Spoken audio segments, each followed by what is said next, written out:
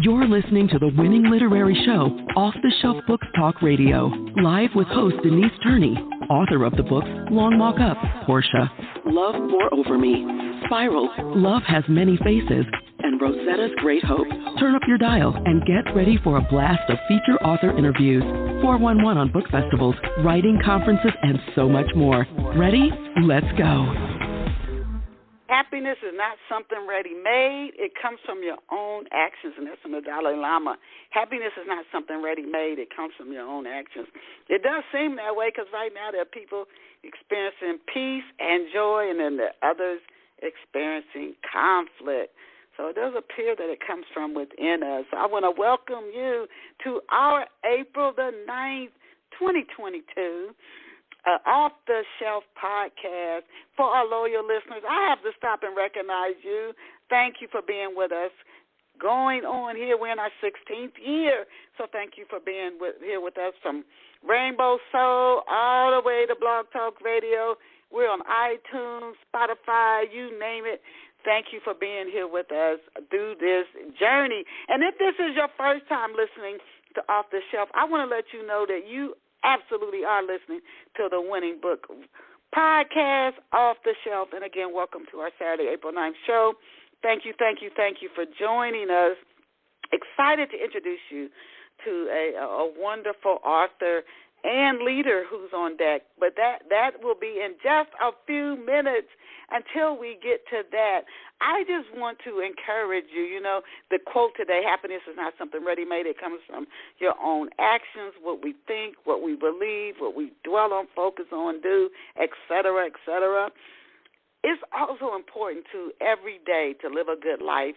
And you see this, and I see this myself. One way that really easy to see it is where it comes to your physical fitness or your weight. You know, if you let yourself slide just 3 months, that scale is not going to be making you smile. If you do the right thing for 3 months, that scale could put a smile on your face. You could be smiling. It's day by day by day, not just with our health, but our emotions. Are we dealing with too much stress? You got to pay attention to it all throughout the day. It's instantaneous almost. And if you are somebody who's really committed to living internal, external success, I recommend to you Pathways to Tremendous Success. It's a nonfiction book written by Denise Turney, and you can get it in print, hardbook, or in ebook. Pathways to Tremendous Success by Denise Turney. Go bless yourself with a copy of Pathways to Tremendous Success. And now let us go and meet our very special off-the-shelf guest. Today's off-the-shelf guest is Shirley Vernick. And Shirley is a novel and essay writer. She's also mentors other writers, helping them to flesh out and develop their stories. Her work has been published in a myriad of periodicals, including Reader's Digest. That used to be huge when I was coming up. Reader's Digest, Cosmopolitan, and Good Housekeeping. And you can also, her works have also won commendations like this is very impressive, you guys, the American Library Association's Best Fiction Books for Young Readers, the Simon Wiesenthal Once Upon a World Book Award, and the Sidney Taylor Book Award. So kudos to Shirley. Shirley graduated from Cornell University. She runs storybee.org, and that's STORYBEE.org, STORYBEE.org. That's a free storytelling platform. And in addition, she fosters dogs, and she is also the author of the books Ripped Away, Falling Stars, The Bloodline, and The Black Butterfly. Please check Shirley Vernick out online at Shirley. It looks like Shirley Vernick. So I'm going to spell it, and hopefully she'll correct me if I don't have it right. SHIRLEYVernick.com. Hopefully I spelled it right. So we are absolutely honored to have Shirley join us on Off the Shelf this morning. I'm going to bring her on live. Welcome to Off the Shelf, Shirley. Hi, Denise. Thanks so much, and thank you for the important reminder to take care of ourselves inside and out. Oh, yes, and thank you for being here. Did I spell the website URL right? Because we have listeners who tune in live. Yes, it's fine. And so it is SHIRLEYVAVERNICK to our off-the-shelf listeners. So, again, welcome. Now, Shirley, the first few questions that I ask every guest. I'm going back to the start when I started off the shelf. I used to just go right into the questions. I mean, I was very new at it. And listeners emailed me and said, "You don't do that. We want to know a little bit about the guests before you start asking them about their books." So the first two questions I ask every guest who comes on, just to give our listeners a little backstory on the guest. So to kick off this episode of Off the Shelf, Shirley, can you tell our listeners where you grew up and what life was like for you growing up? Absolutely. I grew up in a village in northern New York, right on the Canadian border on the St. Lawrence River, Messina, New York. And it was really a great small place to grow up. There wasn't a lot to do, but I think that helped foster my creativity and that of other people, kids growing up there.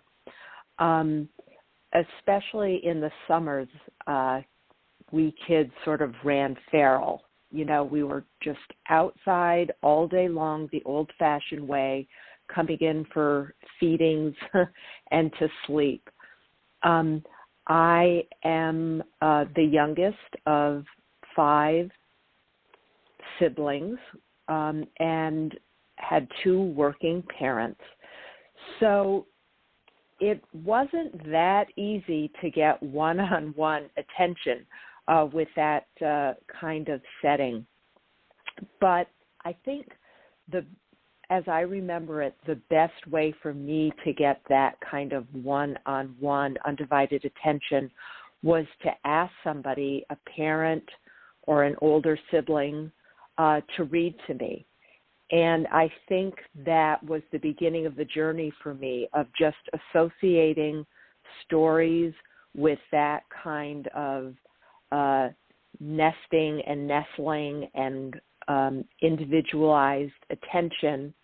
And that really helped me fall in love with stories and books. And then I decided I wanted to try writing some myself. And I remember as a preschooler just scribbling on any kind of scrap of paper or back of a napkin and handing it to my mother. And genius that she was, she would read off this beautiful prose or poetry. And I remember thinking, wow, if I can do that before I even know how to make my letters, imagine what I can do once I can actually read and write. And that was a big motivator for me and boost of confidence that really carried me throughout.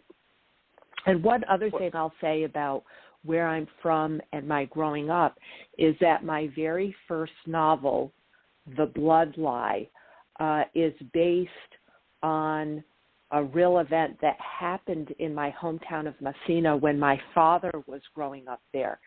There was a blood libel in which a young Gentile child disappeared. In truth, she had only gotten lost while playing in the woods in the back of her house. And the Jewish community was accused of kidnapping her, murdering her, and draining her blood for supposed use in some sort of ritual libation.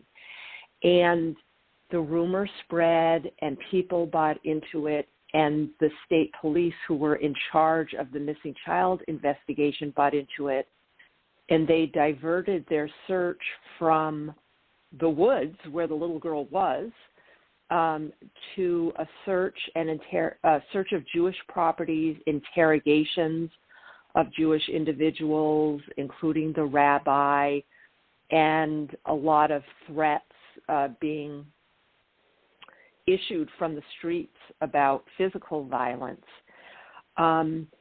Fortunately for everyone concerned, the little girl stumbled back out of the woods right where she had been playing some hours later.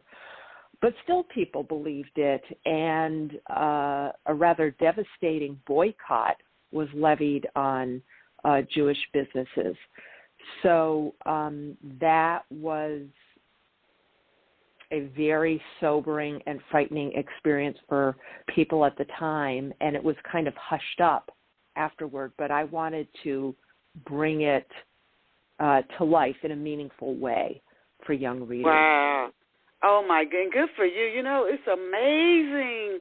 I was watching this documentary. This guy, he decided he's born, his family was Hindu, but he was sort of became agnostic, and but they had an Indian as far as the ethnicity. It was Indian.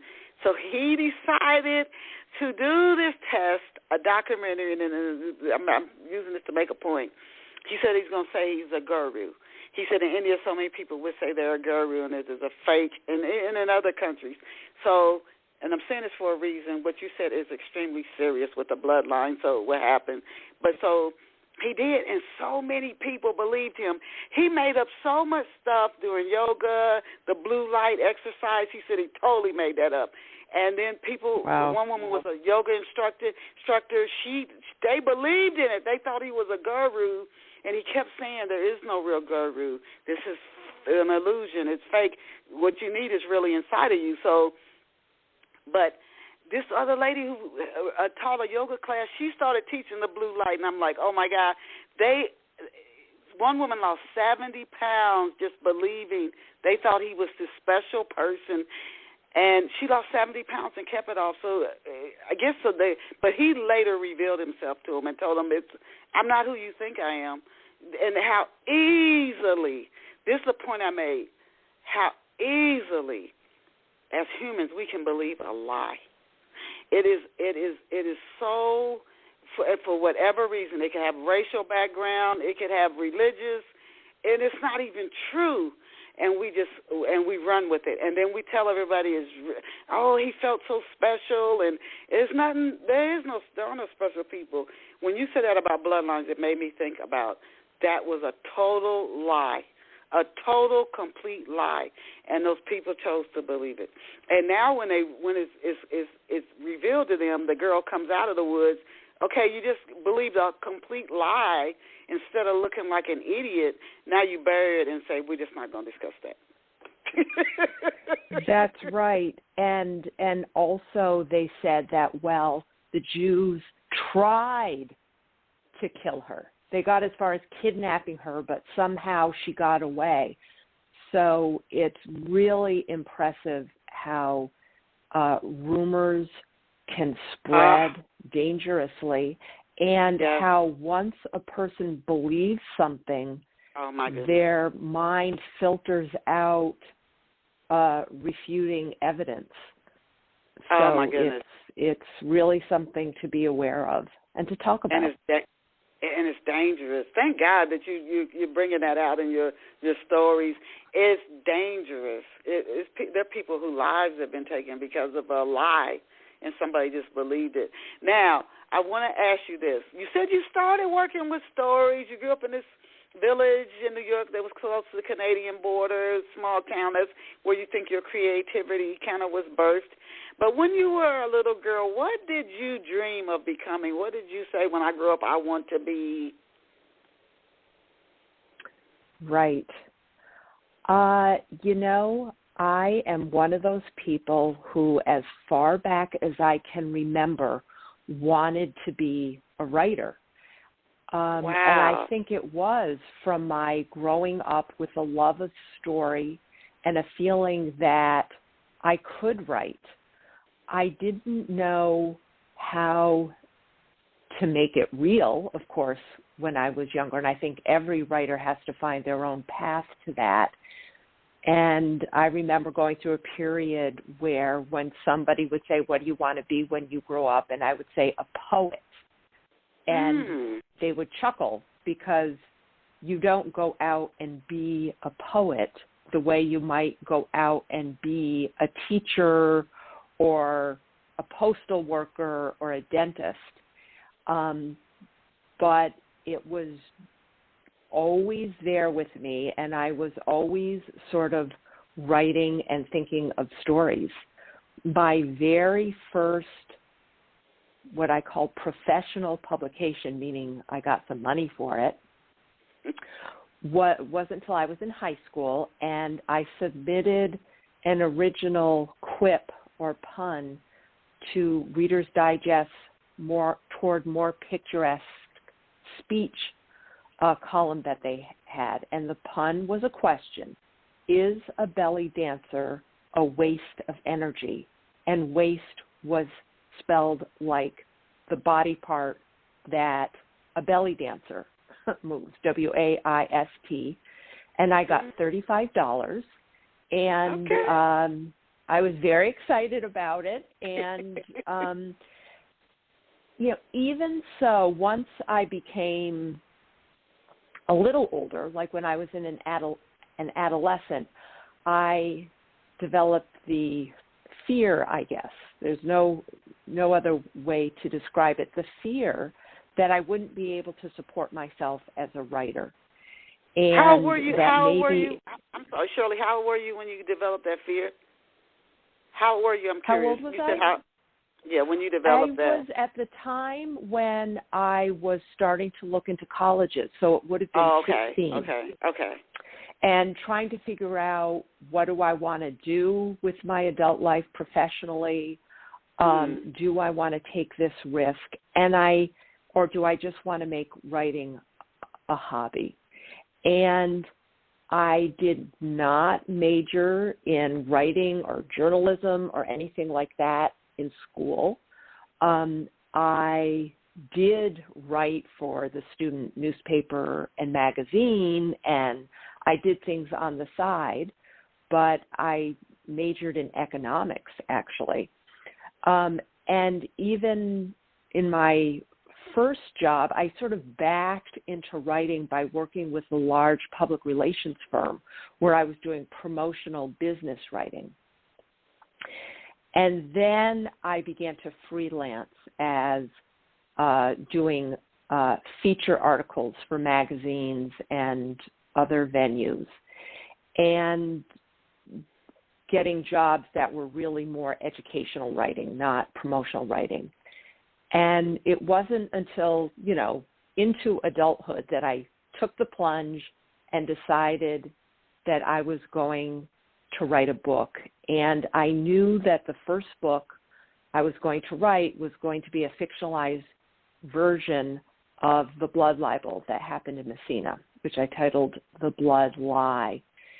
And the way I even found out about that occurrence, because as I had said, it had been hushed up, was that when I was in college, not taking any writing classes, my sociology professor sent us all home for fall break, which was a long weekend in October, with an assignment. Wherever home was, wherever we were going, we had to identify a community-wide conflict, either past or present, and write a paper analyzing it. And I still remember the 4-hour drive home thinking, I'm sunk, because nothing controversial or juicy or exciting happens in placid little old Messina. So when I got home, I asked my dad if he knew of anything, and that's when he told me for the first time about what happened and how his family's store was searched, with the state police thinking that they might find a little girl's body or body parts and the rest of the story. And I knew starting then that it wasn't just a paper that I was going to write about this read by one person, that I really wanted to explore this in longer form for a more general audience. Oh, my goodness. It's funny listening to you. Very intriguing how your past, you talked about where you started looking into colleges, you weren't sure, could I make a career, enough money, as a writer, and then instead of pursuing, you majored in economics, and then this path that you took sort of led you to find something out, you know, in the community or family you're from, and then you come upon this what becomes the Bloodline. Now, is this the first novel you ever wrote? That's right. Okay. How much research beyond talking to your father and your family, where you learned about this? How much other research did you pull? Was there anything? I mean, you said that people kind of just hushed it up, but was there anything in the newspaper? Was there anything you could pour through in the library? Any research to dig up even more details about this event as you started to write The Bloodline? Right. There was nothing in the local or regional media at the time, which would have been newspapers. It did actually get covered briefly in the New York Times and some other media. So I had those articles, and it was covered. There were some scholarly articles written in Jewish publications, and there were a couple other local people that I was able to talk, but there wasn't a lot, but between the people I was able to talk to who experienced it and the other coverage that I just mentioned, I was able to put it together. Years ago, somebody actually wrote a nonfiction book about the blood libel in Messina, as I believe as part of his PhD dissertation. I think it basically was his PhD dissertation. And I read it, but I knew that it had been criticized for a lot of factual inaccuracies. But it still helped me sort of put the skeleton of it together. So how long did this go on? Was this like, so this little girl was missing, what, a couple of hours? Or was she missing like a few days? No, it was hours, but it included overnight because she fell asleep and nobody was looking for her after after the rumor started. So it was overnight. And I actually was able to meet this woman when I met her. This was actually after the book came out, and she's an older woman at this point, an octogenarian.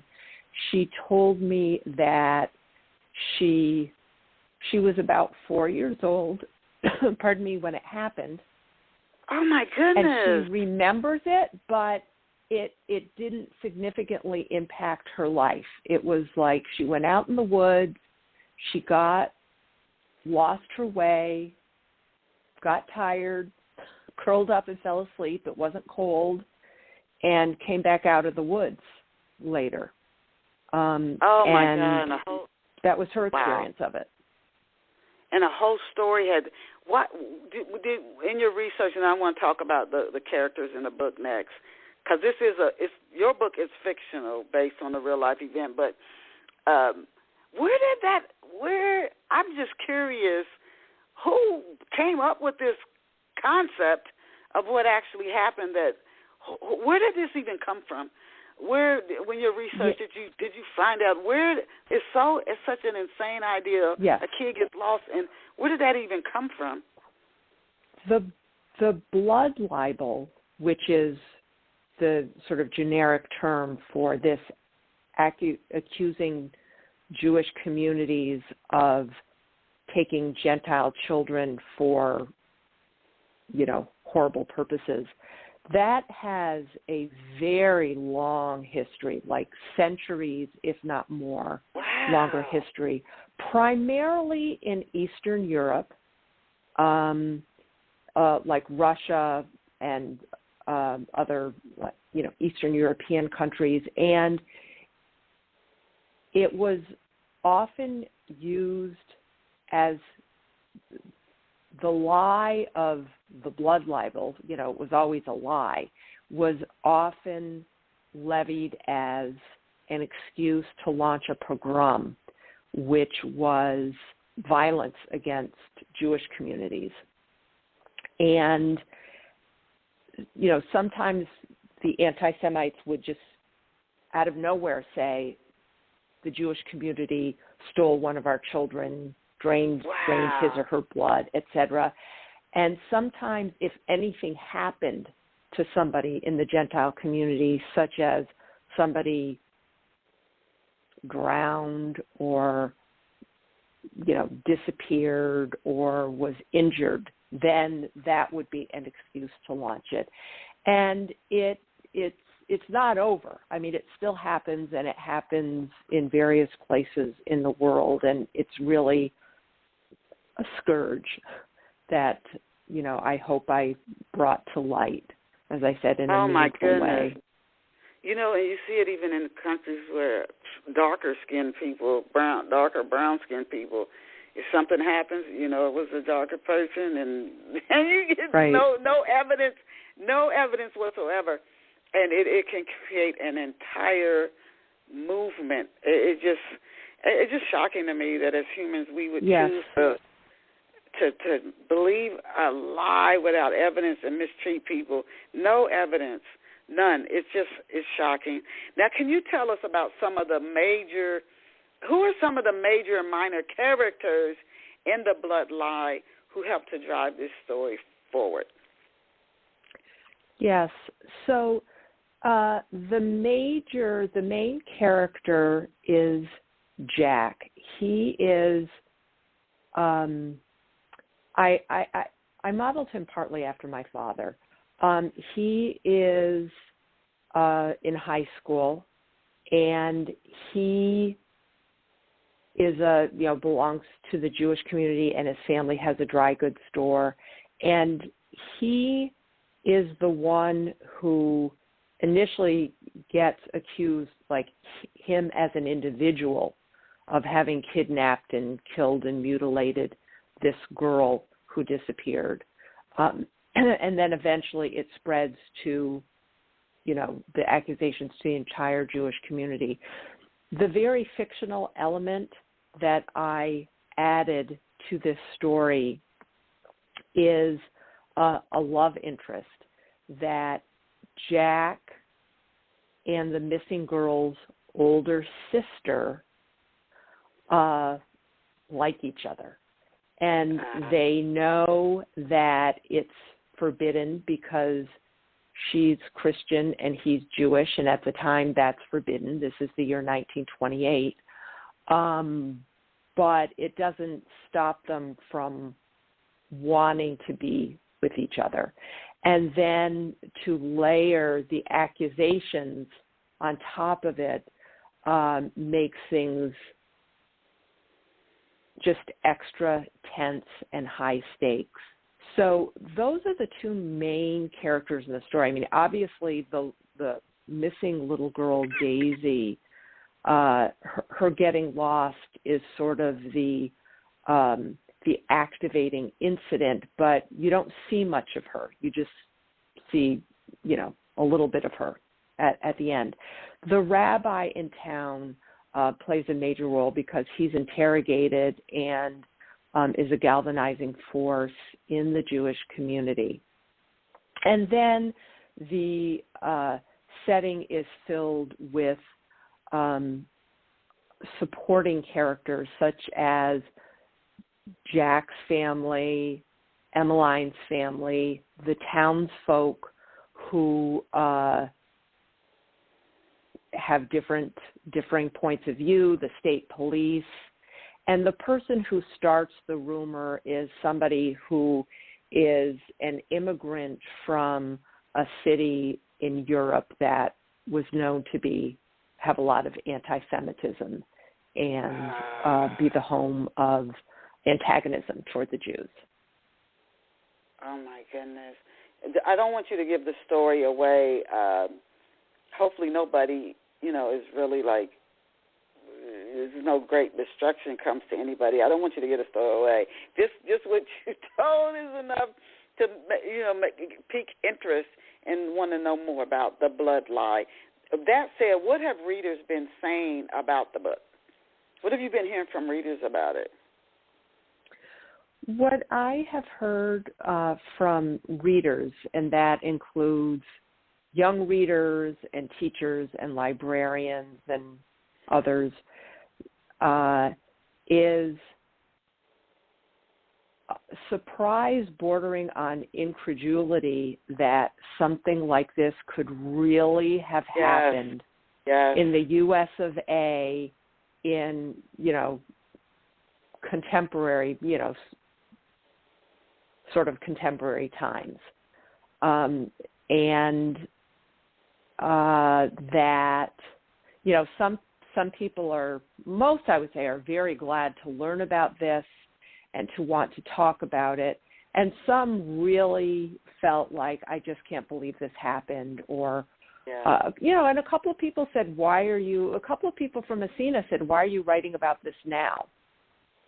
Are you trying to stir up trouble for the town? Oh, my goodness. Which definitely was not my intention.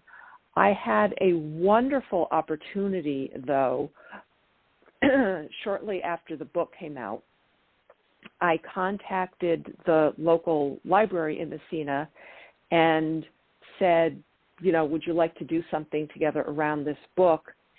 And they got so excited that they developed a whole weekend around the book and the concept of blood libels and the history of Messina. And they got a professor from a not too far away university to talk about it, and they invited me to talk about it, and I went into the schools and talked about it.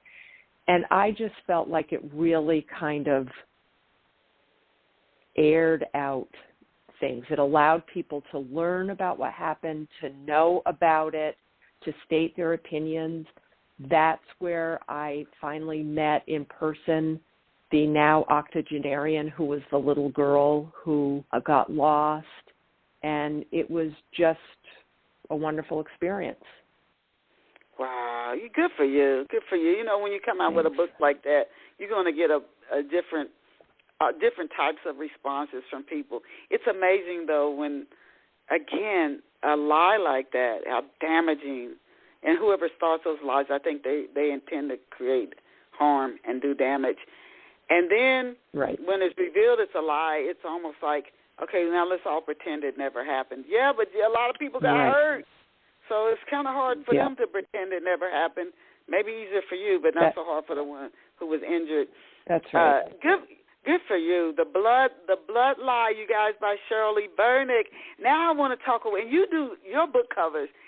I really encourage you all to visit Shirley Vernick at her website, and I want to give you the URL to her website again. It's SHIRLEYVADERNICK.com. You got to check out her book covers. So I wanted to ask you next talk about another one of your books. Who illustrated the cover for Ripped Away? I absolutely love that book cover. Thank you. I'm really pleased with that book cover, too. And that is my latest book. It was just released in February of this year. And that book cover was designed by a designer that my publisher works directly with. So it really came from Regal House Publishing, who is the publisher for that book. And I was delighted that my editor and publisher there invited me before there was any pencil put to paper on the design, what my thoughts were. And we had a conversation about what it should look like, just in general terms, color scheme, thinking about the audience. And when they presented the cover to me, I couldn't have been happier. I think it really evokes the mood and speaks to the target audience. Yeah, you did. It's just awesome. I love your book covers. Now, how long have you been interested in time travel? What piqued your interest in time travel? Oh, well, I have pretty much always been interested in the general category of speculative fiction as a reader. Science fiction, magical realism, fantasy, alternate histories. That's just something that I enjoy as a reader. And I'll tell you how I came to this book being a time travel book. Ripped Away,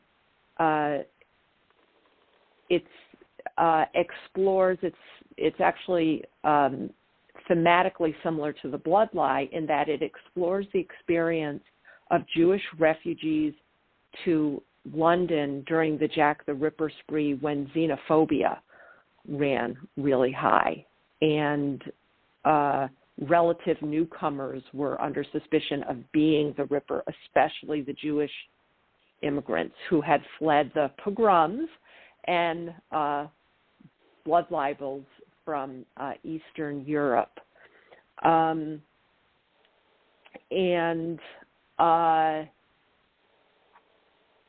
me see.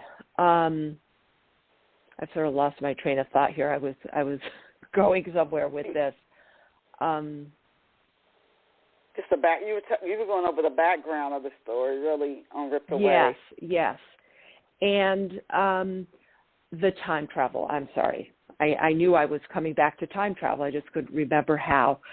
So I actually wrote the book, the first draft, a full first draft, as straight historical fiction about two youngsters who were born, raised, and growing up in the tenements of London during the Jack the Ripper spree.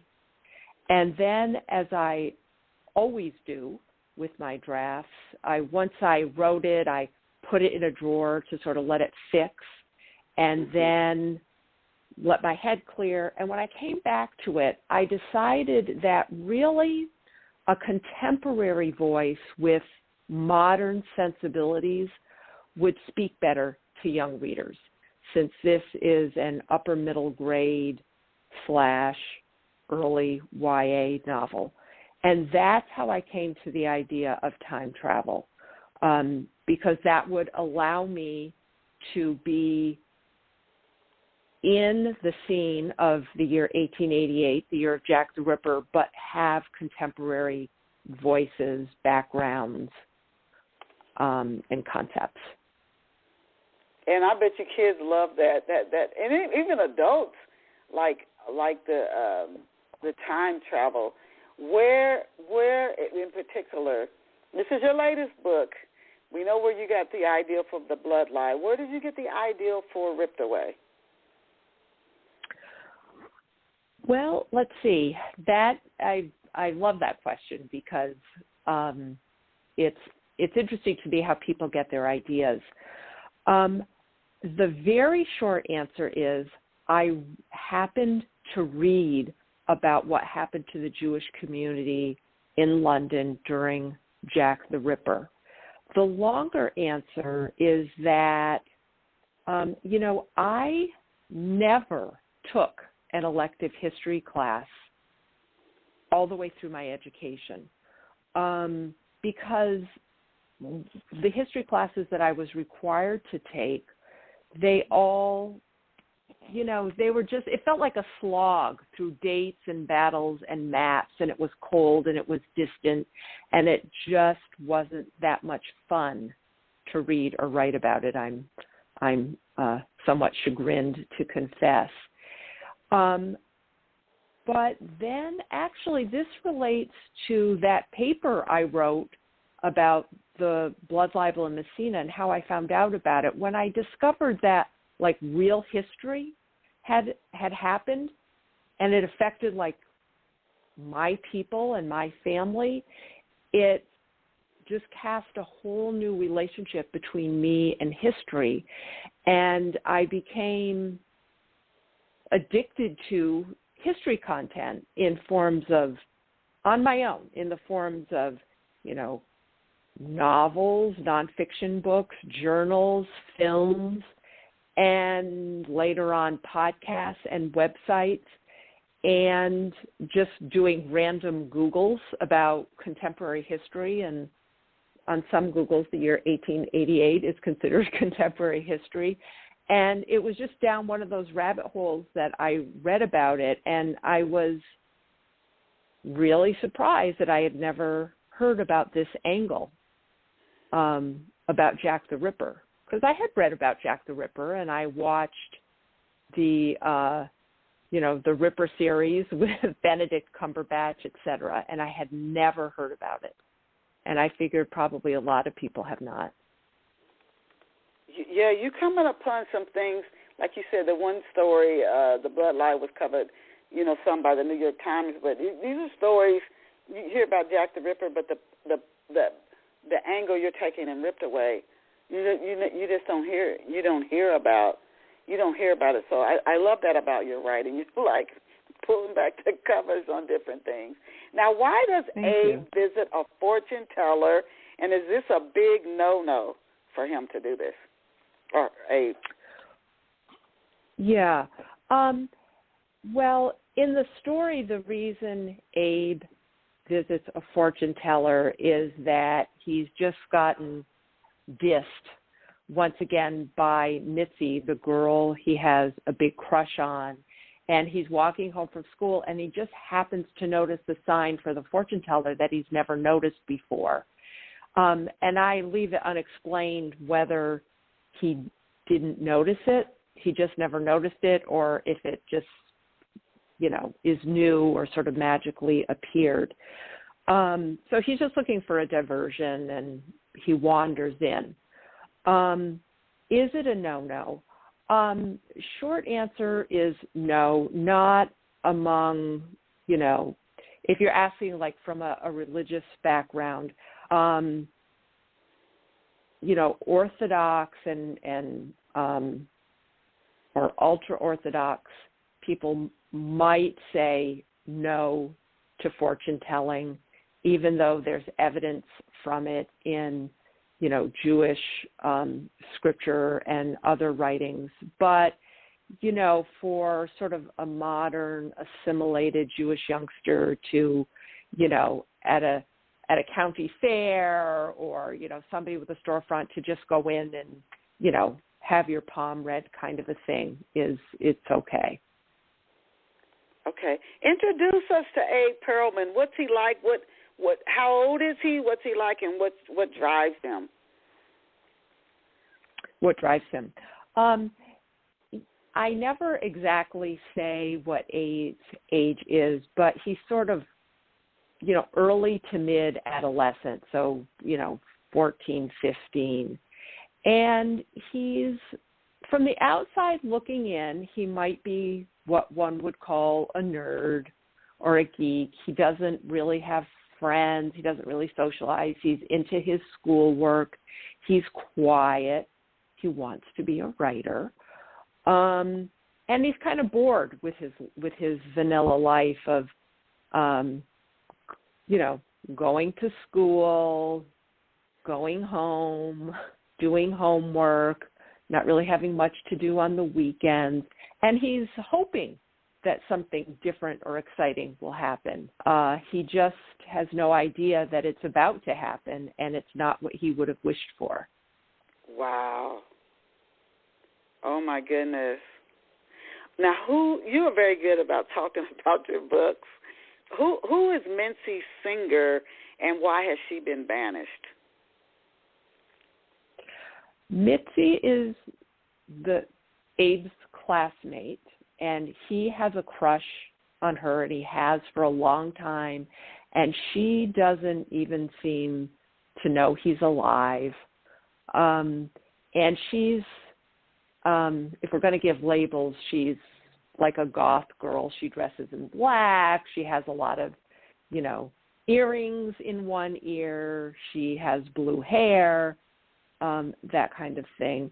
And she gets banished to London because, for whatever reason, after Abe went to the fortune teller, she drops in and has a similar but not identical experience. So she ends up also in the same tenement building in East London in 1888, but, belonging to a different new family, but, just one floor apart from each other. So in this time travel, when the book starts, what year is it? And then these kids go to the fortune teller, and then something happens, and they go back in time. What time is it? What's going on? What time is it at the beginning of the ritual? At the beginning, it's just now. So, it's for whenever you're reading the book, it's now. It's now. It's okay. In the U.S. Yeah. Interesting. These kids must have really been freaked out. Oh my God. Yeah. It would take me years to even probably, or months at the minimum, what is going on? Oh my goodness. Yes. And that was part of the fun and challenge of writing this story, is how to communicate how freaked out these kids are. Oh, my God. Given that they can't really say such to their new families, and they don't know each other is there right away. So it's sort of like an internal kind of freak out, because they know people would think that they were crazy if they said, this isn't who I am and this isn't where I belong or when I belong. Yeah, like, hey, have you guys seen a cell phone? And they're like, what are you talking about? Yeah. I wish I could Google that. Yep. Yes. Now, in what ways is this fortune teller's prophecy, and hopefully if it gives a story away, then don't answer it, but in what ways is the fortune teller's prophecy linked to this actual real-life crime? How is it linked if it doesn't give the story away? Right. The fortune teller's prophecy to Abe is that he may be able to save someone's life. Wow. And before he can ask any questions, he gets immediately whisked away to Victorian London. So to the question of how does it relate to the crimes, the Ripper crimes, Abe doesn't know if it does. He doesn't know if he's supposed to save somebody who would be the Ripper's next victim. He doesn't know if it's something totally unrelated. He has to figure it out. Man, your imagination. My goodness. Do you like science fiction by any chance? Just curious. I do love science fiction. I do love to read science fiction, and I include that under that whole umbrella of what I call speculative fiction. But I am a big reader of that, and my book group is not. My book group likes realistic fiction or nonfiction, so I have to go solo for my sort of wilder reading forays.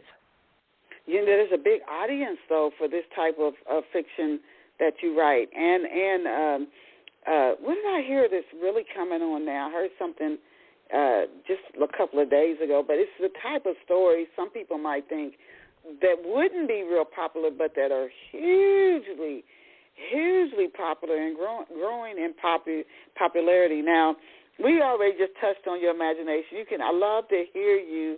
I absolutely love to hear you talk about your stories. Now, you've got this imagination. I don't know if your imagination seems so lively that you said you write the draft, you put it down, and then you return to it. What writing process do you follow to even get all of this out of your imagination on the paper? Do you use outlines, character sketches? How do you go from ideal to actually starting to write the story?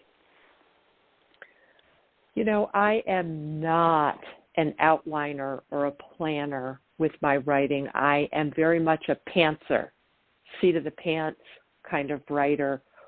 where I start out with maybe a nugget of a plot idea, or sometimes I just sort of hear a character's voice in my head and I don't even know what plot goes with it. And I just have to take that leap of faith and start writing what it is that's in my head. And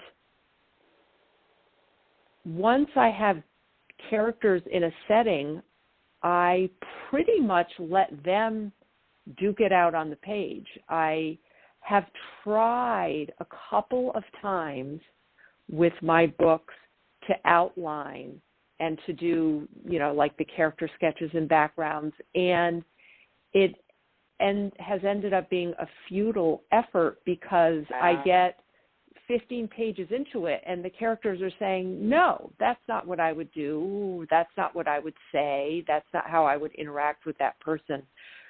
So I just, in the rest of my life, I'm a planner, but in my writing, I'm not. And some people aren't, and they say that works for them. And I'm more like you, but then there are people who swear by outlines and character sketches. That's what works for them. Now, can you share, and with your creative ideas, once you, as a writer, you're able to make it work, that's when you pull in the readers because the story is so interesting. Now, can you share 3 to 4 steps, Shirley, that you take, that you've personally found to be effective at getting the word out about your books? Yes. Well, first of all, if somebody is lucky enough to have a publisher that does a good amount of marketing and promotion, that's wonderful. And that may be the case and it may not be the case, and it may or may not depend on the size of the publisher. But things that a writer can do sort of on their own, or at least initiated by them, they're out there.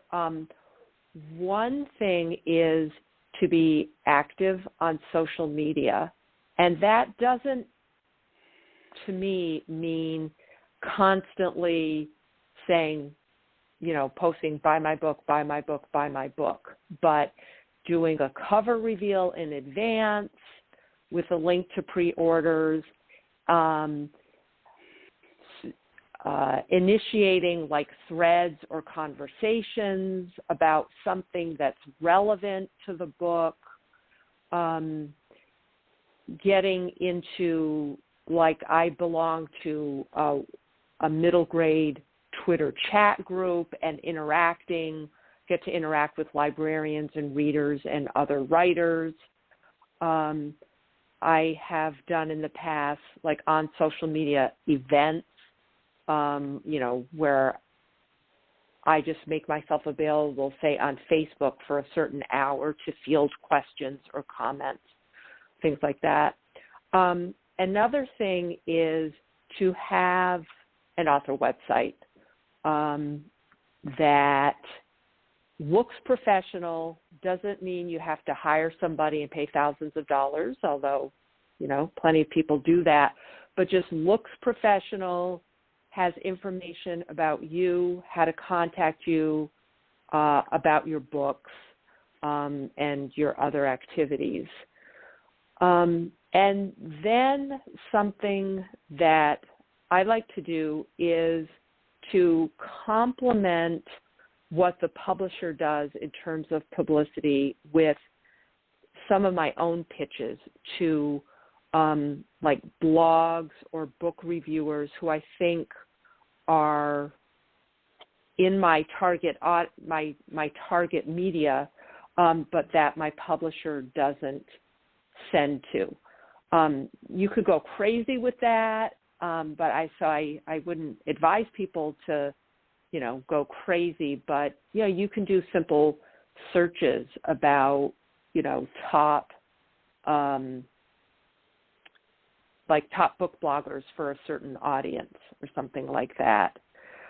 And then I guess finally I would suggest, if you have it in your budget and your time allows, to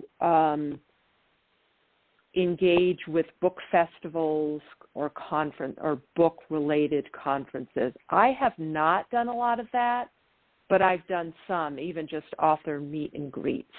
And it can be a good way to get out there and influential folks. I really appreciate you sharing those tips, because a lot of our listeners are authors, and a lot of you, of course, are book lovers as well. But the attending writing events, we know with COVID, a lot of things went virtual.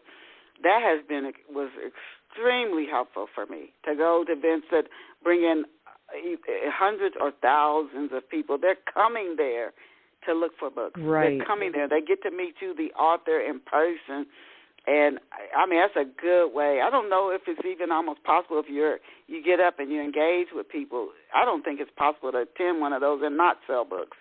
If you're engaging, that's been my experience. I found it to be, even just at the event, but for weeks after attending the event, I could see the spike in my book sales. So that's one I definitely recommend. We're coming down to less than 4 minutes left, and I have so many other questions that I wanted to ask you, but I definitely want to get this one in.